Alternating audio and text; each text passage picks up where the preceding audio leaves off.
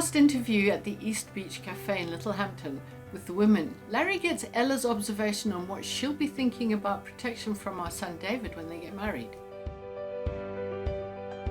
She is an NHS nurse, and her point of view in marriage shows a different kind of health, one you wouldn't expect. Thank you for joining us.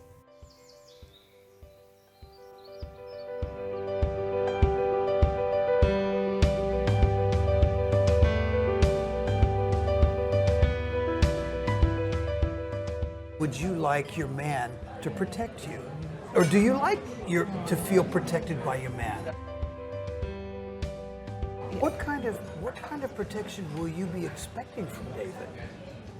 Well, it's really good to hear insights from you I'm both. learning too. Yes, It's very yes. good. So because I'm also I'm very independent as well. So I think I could handle myself. I've been to the first quarter of my life, being able to look after myself. So, but it's quite. I would definitely expect this one, because we've gone through the book, and I would say, like, financially as well, I would feel secured if he would maintain a job. So him having a job is Yes. part of protection. Now that's interesting, don't you find? That's very interesting. Like, because That's part of I would say that it doesn't have to be him who would be the breadwinner of the family. It is a shared responsibility, Okay. I believe. Okay.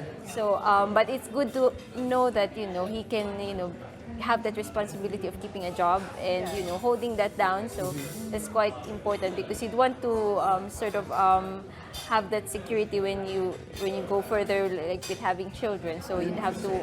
The reasons why I feel that there are sometimes disputes between man and wife is because we give different weightings to things. Like, for instance, if I'm driving my car and my wife is in my car, I've since learned that her comfort in our car is very important. So she tends to want me to drive slower than she would drive. For example, when I'm on the motorway, I will tend to want to do the full 70, and she feels much more comfortable at 60.